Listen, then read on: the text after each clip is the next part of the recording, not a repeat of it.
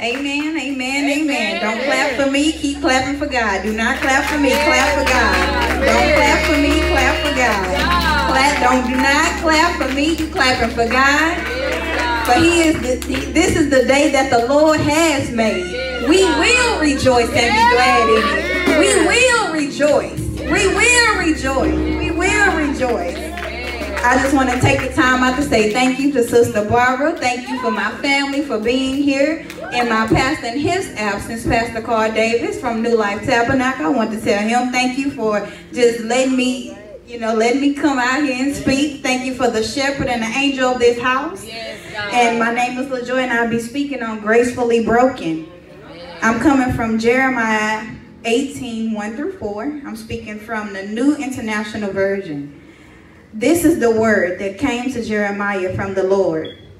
Go down to the potter's house, and there I will give you my message. So I went down to the potter's house, and I saw him working at the wheel. But the pot he was shaping from the clay was married in his hands. So the potter formed it into another pot, shaping it as it seemed best to him. When I read this on Jeremiah 18, 1 through 4, and I got the topic, Gracefully Broken, it just spoke to me personally. Gracefully broken means surrounding everything, pouring out your hearts, all based on the acknowledge that our brokenness has a purpose. The very nature of life's problem are that the harder you fight, the deeper you go. Amen. Oftentimes the answer to the problems may be hidden in the way you approach the problem.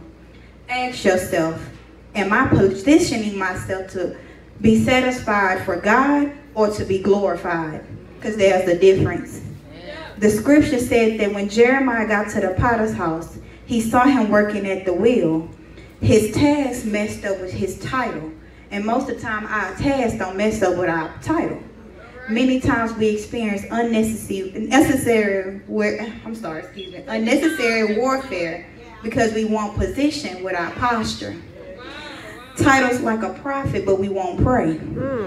Talking like a mother, but we too bitter in a place to help somebody.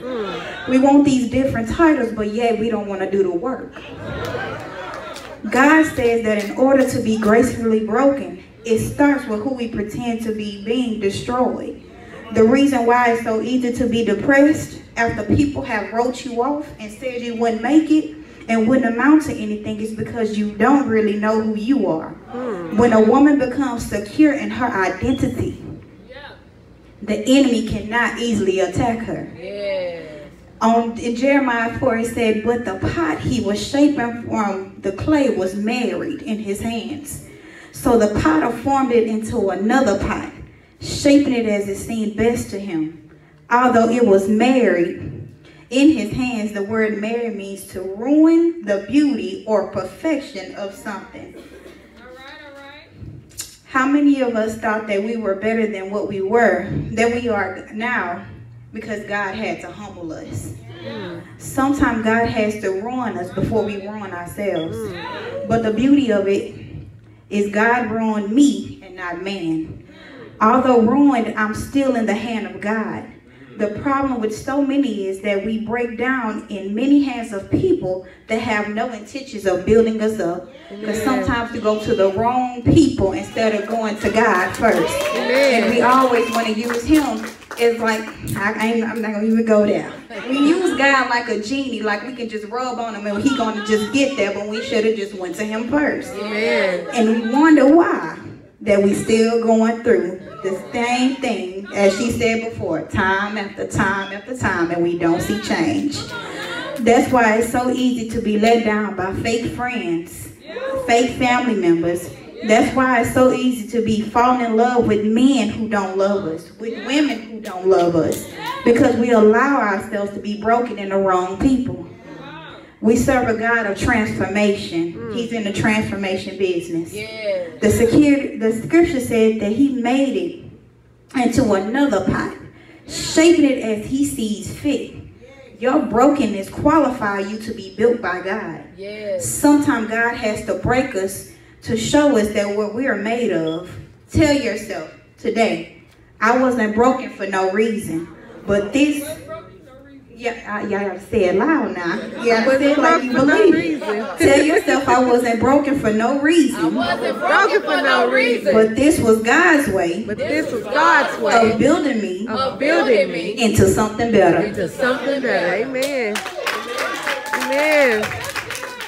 He transferred so many people in the Bible, and I'm just going to name a few. The same way he built David from a shepherd boy to a commander and a king. The same way he built the child like Jeremiah into a prophet of the nations. The same way he built a fisherman like Peter into a mighty man of God. The same way he built a prosecutor like Paul and turned him into an apostle. A tax collector like Matthew into a disciple of the word. Someone who had been married 5 times like the woman at the well, he turned her to an evangelist. God is in a transformation building where he will turn you into grace. I'm talking about gracefully broken. In closing, your brokenness has a purpose. When you have been broken with grace, that means that there will be painful situations, but it's all for you. It's all for your development. To many that don't believe, the first recorded miracle in the Bible was Jesus transforming water into wine. He was revealing to the servants that if I'm going to do anything in earth, it starts with transformation. I never thought that being broken would be a blessing. My pain gives me a chance to love him deeply. When God uses grace to break you, it means he's about to add favor in your life. Amen.